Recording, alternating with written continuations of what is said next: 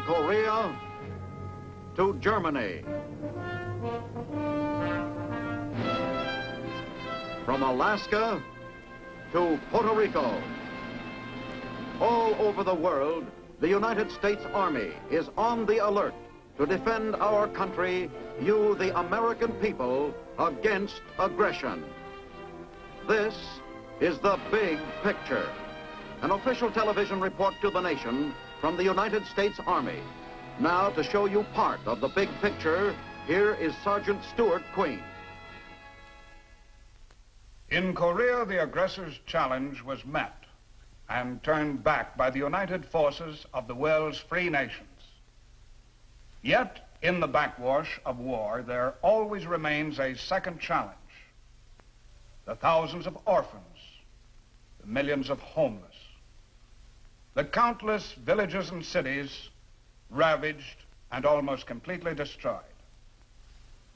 Today's big picture focuses on one such city, Seoul, the capital of the Republic of Korea.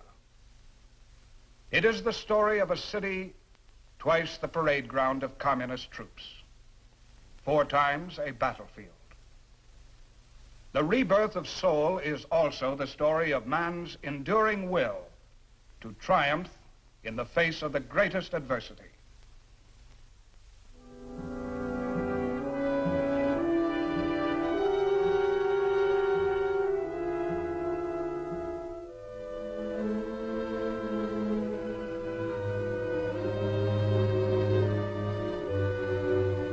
In the past 2 decades, the face of disaster, reflecting tragedy and despair, has become a familiar portrait in every quarter of the world. With but brief pause, war's grief has touched and scarred the people of every continent. No longer is the soldier the sole victim of battle. A nation's cities and towns are now prime targets. The casualties, civilians.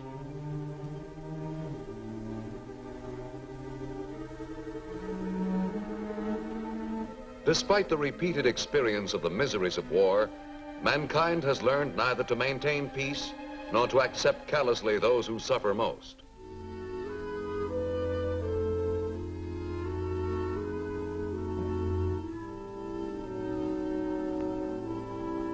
During the lifespan of the present generation, a new list of ravaged cities has been formed to compare with those of ancient history. Their very names are synonymous with ruin. Warsaw, Manila, London, Hiroshima, Berlin, and today, still another, 4 times crushed in less than 2 years, a city which refuses to die. Seoul, the Korean capital since the 14th century, the capital of South Korea since 1948, lies in a hill-surrounded valley. One of the most modern cities in the Orient, Seoul in the summer of 1950 enjoys a democratic form of government and an orderly existence. However, above Seoul, troops of the puppet North Korean government installed by the USSR are poised on the border. For some days, the communist radio has been urging the unification of all Korea. Now, on the 25th of June, with true communist logic, the North Korean forces go on the defensive by launching a sudden, unexpected invasion of South Korea.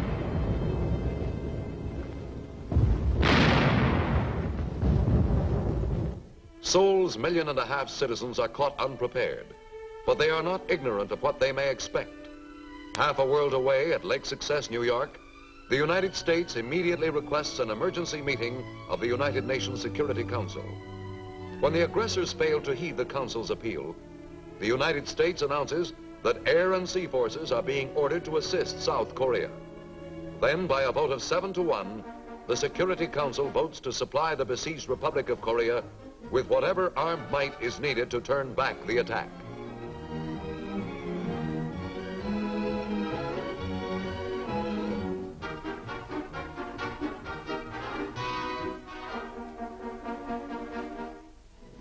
First to aid are American forces from Japan. 15 other nations meet the challenge by ordering troops to Korea. With this decision, the free world takes its first unified action in halting the tide of communist armed aggression. 2 days following the initial attack, communist troops are in the outskirts of Seoul. By every available means, Seoul's populace flees the beleaguered capital. Carrying whatever possessions they can salvage, the civilians travel every road and path. Thus begins the weeks-long march of women, old men and children, as they are forced south behind the retreating South Korean and small American forces. For them, safety lies only in caves or behind the Allied defense line drawn below the Naktung River. Mistaking retreat and consolidation for defeat, the communist armies are caught off guard when the United States 10th Corps launches an offensive of its own.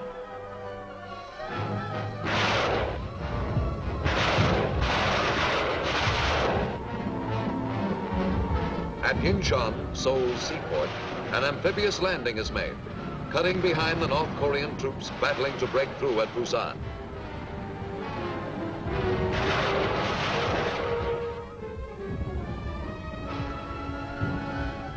The counteroffensive works like a vice. Simultaneous with the Incheon landing, Allied forces break out of the Busan perimeter, driving the startled aggressors before them. A second amphibious maneuver is used at the Han River, just south of Seoul. Once more, the Republic's capital becomes the focal point of the fighting. Either the communists must hold Seoul, or the North Korean army will be destroyed as an effective fighting force between the closing sides of the vice. Seoul is not to be taken without bitter and costly resistance. Every road is a minefield, every corner a barricade, every house a sniper's nest.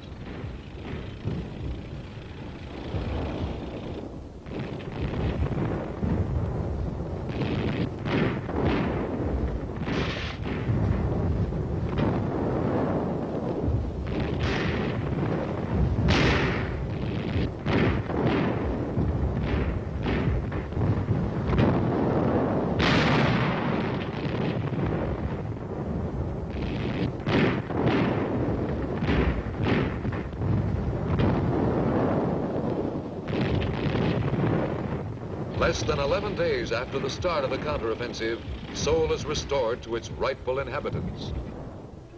To most Koreans, Seoul is more than a city or a home. It is a symbol of national pride and of the people's heritage.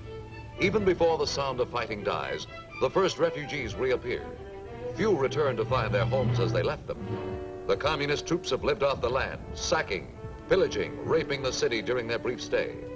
But in the refugees' eyes, what remains can be rebuilt.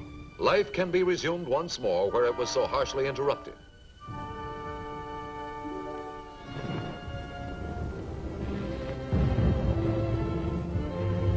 For the communist leaders who gambled when the odds were seemingly overwhelming in their favor, the reversal achieved by the United Nations Command is intolerable. A second fairy tale is devised. An army composed of so-called Chinese People's Volunteers, armed with weapons of Soviet manufacture, is rolled south to salvage victory from the ashes of defeat.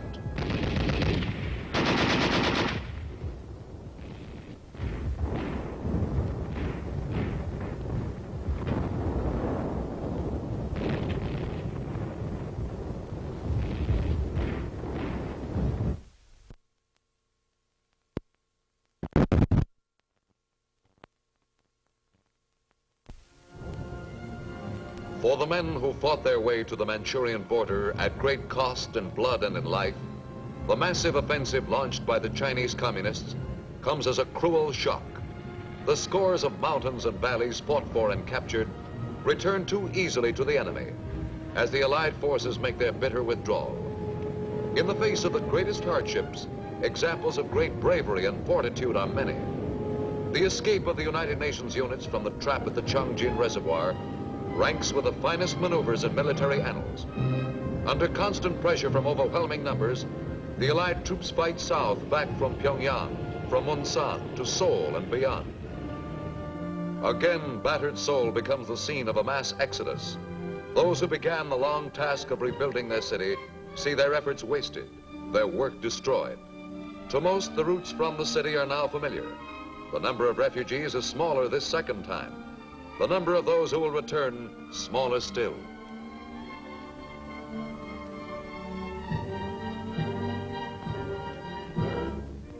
Into Seoul march the Chinese conquerors, supervised by their Russian comrades. news of Seoul's fall is greeted proudly throughout the communist world. A new type of barbarism awaits the American servicemen captured during the Red Offensive. Months of imprisonment accompanied by subtle brainwashing and crude torture lie ahead.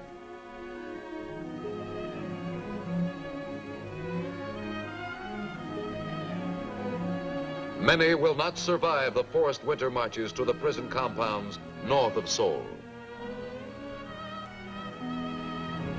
By breaking contact with the enemy and rapidly withdrawing to the south, the UN command forces the communists to extend their supply lines more than 300 miles. Less than a month after the Chinese invasion, the United Nations returns to the offensive from the defense lines 30 miles below the Korean capital.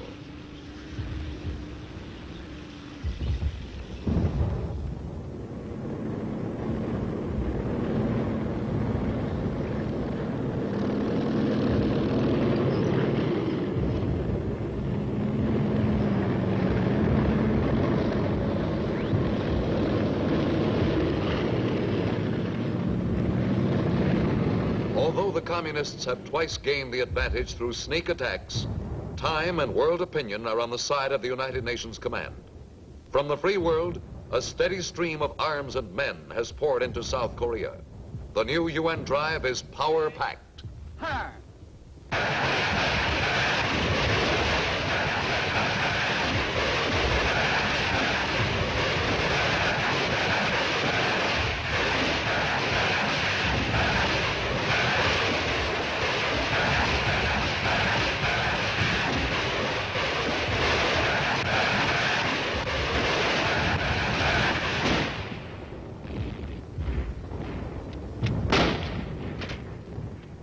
Now, for the fourth time, Seoul changes hands. Even before the city is liberated, plans have been made for rehabilitating the stricken capital and its population. Here, in the words of American soldiers, members of the United Nations civil assistance teams, and of Koreans themselves, is the story of the rebirth of Seoul as they witnessed it. We moved into Seoul on the 13th of March, 1951. As UNCAC team commander, I went with a patrol of the 15th Infantry and an engineer detachment detecting mines. Except in the fringes, there were no people to be seen. In downtown Seoul, opposition had fallen off almost completely. In the center of the city, we found practically no one at all. The city was a dead city. Because this was the second time we took Seoul back from the communists, we were pretty much prepared for what we expected to find. You never get used to it, though. All in all, the city was in awful shape. No water, no transportation, no electricity or power. As a matter of fact, the Chinese occupation forces took most of the overhead wire. Kids are the ones who always suffer most. They never know what's going on or why. And how can you explain to them after they've just seen their whole family get killed?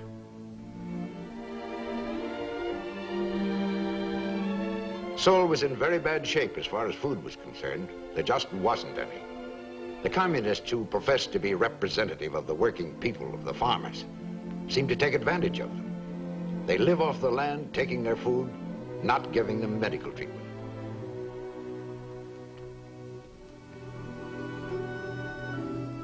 Everyone came back as soon as they could, a lot of them right out of caves. So our first job was to get water for civilians and our troops. During the occupation by the Chinese, there were many fires in the city which could not be controlled. This caused a great deal of damage to the city. In order to get water into the hydrants, we had to get the waterworks going. In addition to that, the sanitary needs of Seoul has to be met. It looked like it will take 6 months to get water back into the city, but this estimate was far wrong.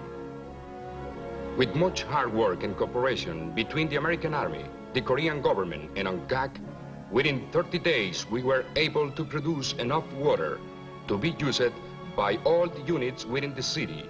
And shortly thereafter, we were able to restore 50% of the water supplies to Seoul.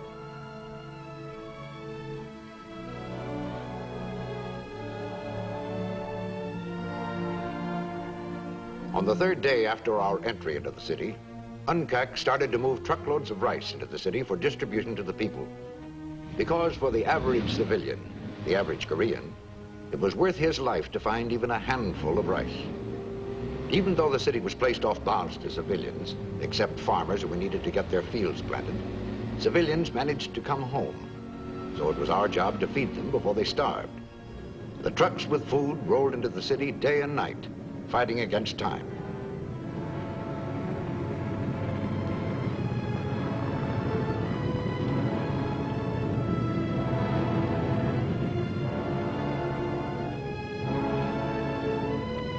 For an American like me, who's used to eating pretty well, it takes a little time to understand that these people can survive on just a few handfuls of rice a day.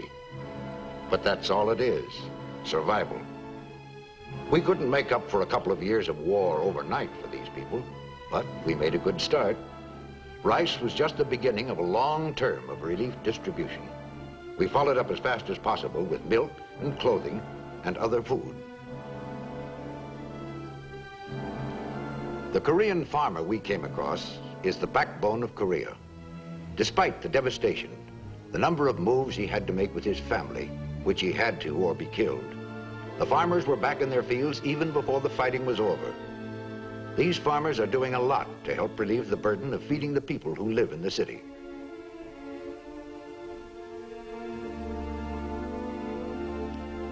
Next to feeding the people of Seoul, caring for their health, I would say, was the next problem. Those who were well, we first dusted with DDT. Then all must be inoculated. This was important to stop disease from possibly spreading. It would have been most dangerous for an epidemic to start under the conditions as they were. The inoculations were most successful, for no epidemics broke out in Seoul then or thereafter. When I and my staff were assigned to the hospital in Seoul, I was terrified a bit, I must say to start with. There were patients, there were patients. There were children, men, women. It was a mass of humanity suffering, much tuberculosis and many surgical cases. But we went to work, and as we worked, we trained more doctors and nurses in the methods we needed.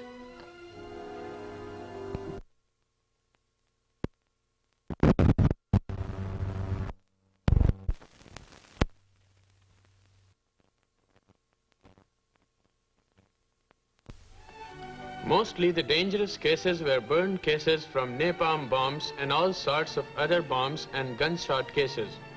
Now the bomb cases were the first problem, and medical supplies, most especially plasma. Well, we received the supplies and the plasma and the other things urgently needed. I and my staff and all the doctors and nurses in the city worked morning to night, and I can say now I'm very happy and proud too of the success we had in saving so many lives. To keep Seoul itself alive meant reopening the highways, rebuilding the bridges. No field army in history undertook a bigger civil assistance mission than the United States 8th Army. Our policy is to help the Koreans to help themselves. First of all, to get heavy equipment into the city, we had to put the railroads back to work. Trolley transportation got a high priority. The Chinese used the tracks to place mines alongside of so that the detectors, the mine detectors, could not pick up the mines. In some cases, these mines exploded, and in other cases, tracks were hit by fragments of shell fire. So a great deal of track had to be replaced. So now we've replaced just about all the existing trolley lines. Like any large city, Seoul has its downtown business center, its industrial and residential sections. The trolleys are a big help in bringing workers from their homes to the dozens and dozens of construction jobs and factories that are being rebuilt. Things aren't yet back to normal, of course, but they're well underway.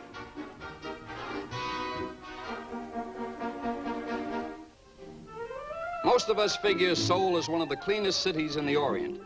It's certainly the cleanest in Korea. Right from the start, the people started to work, rebuilding their homes and hospitals and other buildings with the same kind of determination they showed in wanting to get back to their homes in the first place. Even without modern construction equipment, they set to, and new buildings started to mushroom up almost overnight.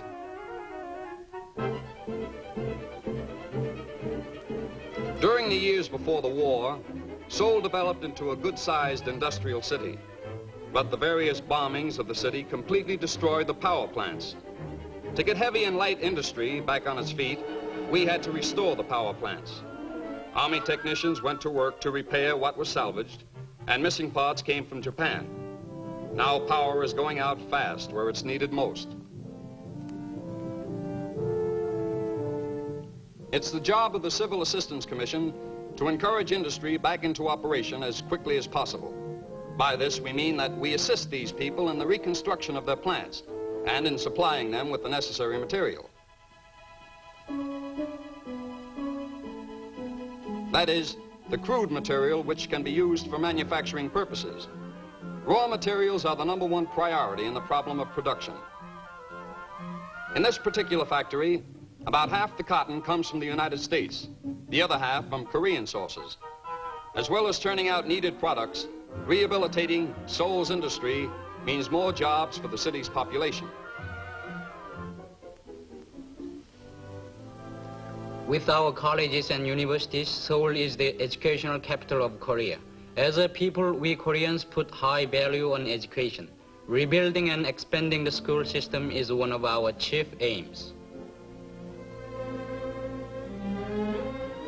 Where we found no school buildings for the classes, where the schools were burned or bombed, we held outdoor classes so as not to interrupt the education any more than is necessary. In the Republic of Korea, it is the policy that everyone goes to school. By law, every child over 6 is entitled to full primary schooling.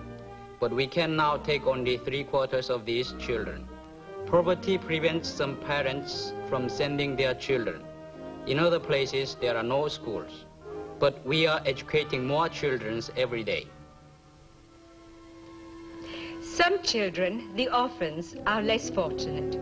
These children are found sometimes in the streets, other times at people's doors who have no children. We have over 200 children at this orphanage alone. The poor little things have been many days without food or bathing. Some die on our hands. Other times we get them through all right, and it gives us great joy to see them happy again. Earlier, it was very difficult for us to nourish these children. But now, with the help of the American officers and men and the CAC organization, we have much pleasure of giving the children anything they want. We have only to ask for it, and we get it. If we need anything at all, we have only to ask, and the children get all the vitamins and anything that they need.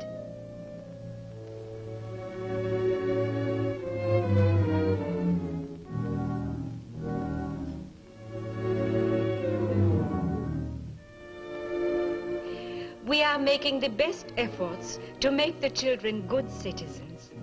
But there are many, many of them who need support. And we do all we can. But with thousands of orphans in Seoul alone, there are thousands and thousands in all Korea. With God's help, we will help them to be happy children, and one day, good citizens.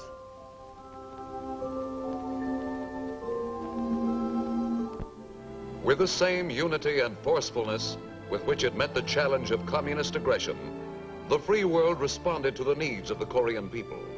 Food arrives from Australia and Cambodia, from Belgium and Cuba, from New Zealand and the Philippines, from Pakistan and Thailand, from Mexico and Greece. Clothing comes from Japan, Peru and Uruguay. From Great Britain, Nicaragua and Turkey come medical supplies. From India and Norway, from Israel and Sweden, from Denmark and Germany, Iceland and France. And from the United States alone, aid totaling nearly $500 million is received.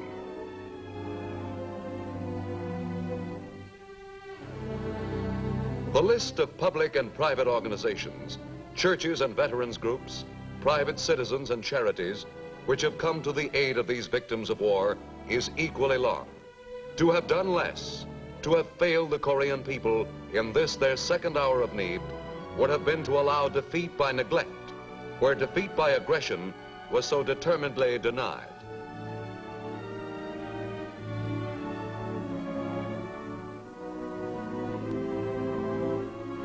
Today, from the seaports on the Yellow and Japanese seas, steady streams of urgently needed supplies pour into Seoul and other Korean villages and cities.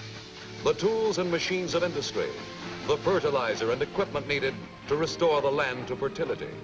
The faster full rehabilitation is achieved, the sooner the Republic of Korea will become a strong, vigorous ally. Seoul today has regained much of its former stature among the national capitals of the world. The city is living testimony to what international cooperation for peaceful goals may accomplish. Where a few short years ago tanks rumbled, trolleys now pass calmly through the streets. Where snipers once hid, the housewives of Seoul calmly do their shopping. The rebirth of Seoul is one of mankind's truly great achievements.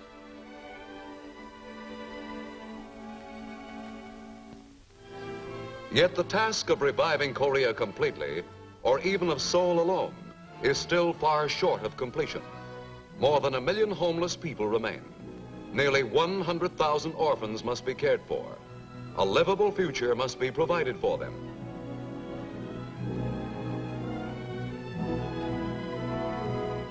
In the months since the first communist attack, the children of Korea have suffered much more than the rightful share of several lifetimes.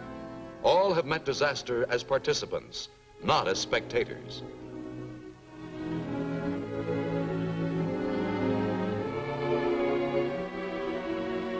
Yet their faith has conquered despair. Their hope for their land's future remains strong, if only to guarantee that their prayers for a life untroubled by sudden death and famine and war be granted, the free world's efforts in Korea will stand forever as noble ones.